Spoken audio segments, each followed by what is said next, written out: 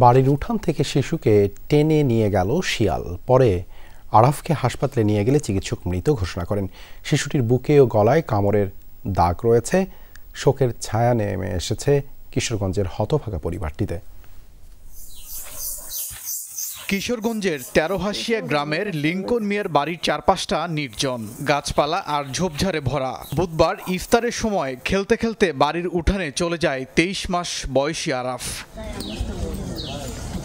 ইফতার শেষে নামাজ, তাই শিশুটির বিষয়ে খেয়াল করেনি কেউ। তারপর থেকেই খোঁজ মিলছিল না। মসজিদে করা হয় মাইকিং, খোঁজাখুঁজি চলে আশপাশে। পরে বাড়ির পাশের ঝোপে একটি শিয়াল দেখতে পান সজল মিয়া নামে একজন। সেখানেই পাওয়া যায় রক্তাক্ত আরাফকে।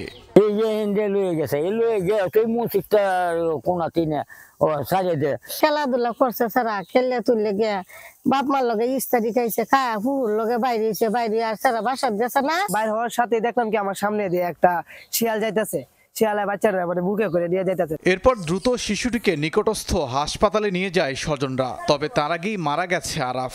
গলায় ও বুকে কামড়েছে শিয়াল। কামড়ের এই জায়গার মধ্যে এখানো পরে গেঞ্জি খুলছে, পরে ফেডের মধ্যে দেয় যে কাঠলের কাটা যেমন তেমন কাটার লাগান। বাড়ির চতুর্দিকে হাঁটা পিটা করতো, কিন্তু আব্বা আব্বা ডাকতে পারতো, দাদা দাদা ডাকতে পারতো, আম্মা আম্মা ডাকতে পারতো, বু বু ডাকতে পারতো। শিশুটির এমন মৃত্যু মানতে পারছে না পরিবার সহ প্রতিবেশীরাও। এলাকা জুড়ে নেমে এসেছে শোকের ছায়া। ওবায়দুর রহমান, যমুনা নিউজ।